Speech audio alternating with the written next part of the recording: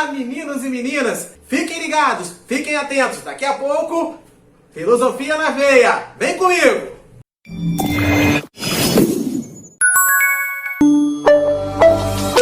Olá, meninos e meninas! Estamos aqui para mais uma aula semanal, iniciando aí mais uma semana. E aqui estamos para falarmos neste dia da filosofia helenística. É isso mesmo, como eu havia ministrado anteriormente, a filosofia grega, filosofia da Grécia Antiga, se divide em 4 períodos: filosofia pré-socrática, a filosofia socrática, a filosofia sistemática, que nós estudamos na última aula e falamos sobre Aristóteles e a metafísica e a lógica aristotélica. E hoje, e é claro, o último período da filosofia da Grécia Antiga é o período helenístico ou greco-romano, ou pode ser helenístico ou grego-romano e helenístico e greco-romano.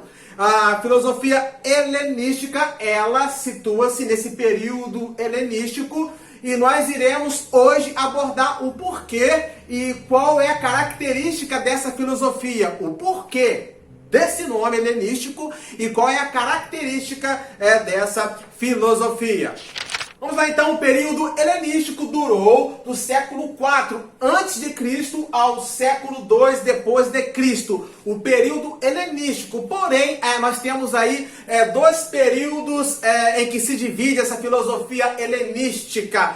Nós temos o período que está focado na Grécia Antiga, e depois nós temos o período em que o Império Romano toma o poder do Império Macedônico ou Grego, e então nós temos aí resquícios da filosofia helenística. Porém, hoje nós iremos abordar o primeiro período, que foca mais na Grécia Antiga ainda. E esse período da filosofia helenística, ele vai do século IV ao século II, ao século I, mais ou menos, antes de Cristo. Os filósofos que eu irei abordar nesta aula, eles estão entre o século IV e o século II antes de Cristo, dentro aí dessa filosofia helenística. Pois bem, qual o contexto histórico dessa filosofia helenística, ou desse nome, Heleno? Por que helenística? Por que isso? Por que esse nome? Que nome é esse? Da onde vem esse nome? É que na antiguidade, na realidade, esse nome Grécia é um nome latino. É um nome característico que vem de Roma, da Itália. A língua latina adaptou o nome anterior dado a esse país, e dessa adaptação surgiu o nome Grécia. Grécia é uma palavra mais latina. Porém, o nome oficial que os gregos chamavam o complexo de cidades-estado era Hélade. Então, o nome original da Grécia é Hélade, e eles chamavam de Hélade aquele complexo de cidades-estado. Daí o termo helenos, o povo de Hélade, o povo heleno. Daí então esse nome helenos, ou helenista, ou helenístico, ou cultura helenista, por causa do nome da Grécia, de acordo com o idioma grego. Lembrando aquilo que eu já falei, que o termo Grécia é mais da língua do idioma latim, é mais do latim. Esse nome, na realidade, cultura helenística ou período helenístico, foi dado por um famoso historiador alemão no século XVIII. No século XVIII foi que um famoso historiador alemão deu esse título, essa conotação de período helenístico, período filosofia helenística, os helenistas, ok? Foi um termo dado por um historiador no século XVIII. Bem, voltamos aqui ao nosso contexto histórico.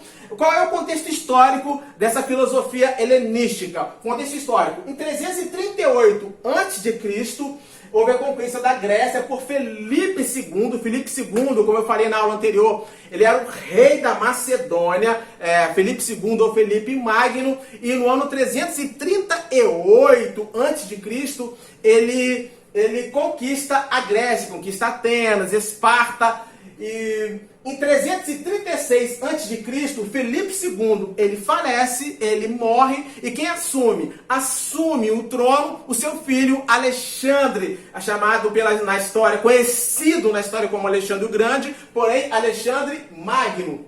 Então, em 336, Alexandre Magno, o filho de Filipe II, assume o trono da Macedônia, e ele assumindo esse trono, ele estende essas conquistas, as suas conquistas, para o norte da África, para alguns lugares. Então, entre esses lugares estão o norte da África, a Pérsia, a Índia, a Síria, a Mesopotâmia e leste da Europa. Ou seja, tudo que era conhecido no mundo antigo, o Alexandre Magno foi, na medida do possível, conquistando.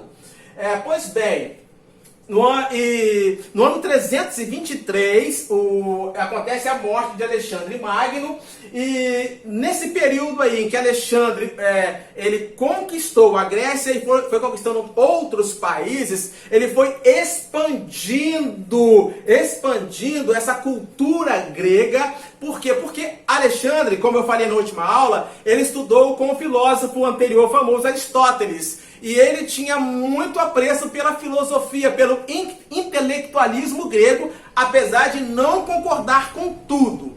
Então, nesse contexto aí, acontece a fusão entre a cultura grega, entre a cultura da Grécia clássica, aquela cultura dos filósofos, né, que começou lá atrás com os pré-socráticos, depois veio Sócrates, os sofistas, depois ainda vieram Platão, Aristóteles, e a cultura dos povos orientais conquistados. Então ele juntou toda a cultura intelectual grega com algumas culturas de outros países em que ele ia, de outros reinos ao qual ele ia conquistando. Então, o que aconteceu? Houve uma mudança dentro da sociedade grega. Por que houve essa mudança? Porque Alexandre Magno, ele não focava somente apesar de ele respeitar a cultura do país, ele fazia essa mistura. E na realidade, ele queria globalizar a cultura. Os gregos, eles eram muito autocentristas, eles olhavam muito para si, tanto é que eles chamavam os povos de outras nações de bárbaros. Então, bárbaros eram todos aqueles que não eram gregos. Então, para o grego, o mundo se dividia entre gregos e bárbaros, ou seja, gregos e não gregos. É bem assim, eles eram muito preconceituosos numa linguagem de hoje. Bem típico de alguns países ainda e de algumas regiões ainda, até mesmo aqui no Brasil. Pois bem, Alexandre, expandindo essa conquista, ele acaba por fazer cair por terra aquela democracia grega, a participação do cidadão, a participação do cidadão na política começou a se deteriorar, ou seja, acabou.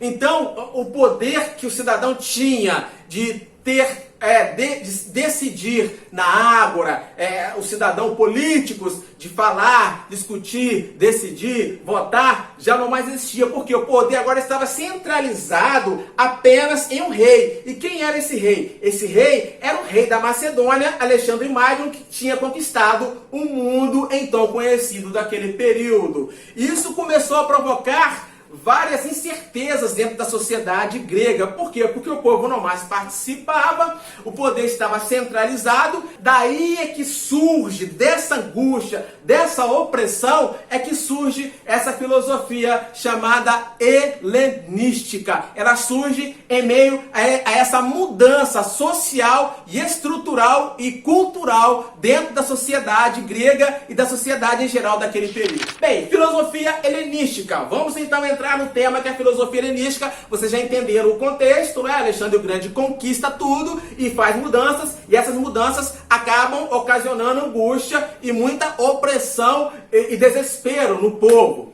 A maior preocupação dessas correntes helenísticas é a busca por um estado pleno. É a chamada ataraxia. Nome estranho, né? Ataraxia. Ataraxia.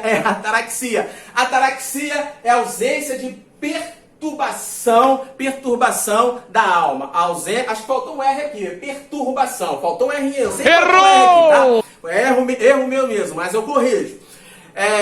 Ataraxia é a ausência de perturbação da alma. Por quê? Por causa daquela angústia. O povo não mais participa, o povo não mais exerce a democracia.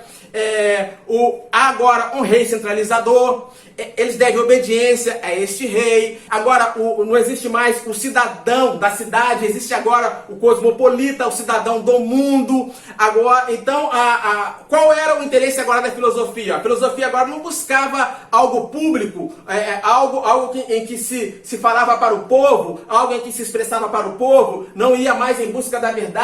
A filosofia agora, ela ficou introspectiva. A filosofia agora, ela ficou mais individualizada, ou seja, para o indivíduo. Então, a filosofia, ela sai da alçada pública para a alçada privada, para as angústias interiores, para os sentimentos interiores. Então, a busca agora era para uma prática de vida, era para uma prática de vida. Então, a preocupação dessa filosofia helenística era justamente essa. A maior preocupação dessas correntes helenísticas foi a busca por um estado pleno, um estado de felicidade. Resumindo, a ataraxia é a busca por um estado pleno, um estado de felicidade mediante essa angústia dessas mudanças sociais, estruturais e culturais. Espero que vocês tenham aprendido com a aula de hoje, espero que vocês tenham assimilado com a aula de hoje, porque isso é filosofia e filosofia faz parte da vida. Opa! E lembre-se sempre, filosofia na veia. Até a próxima!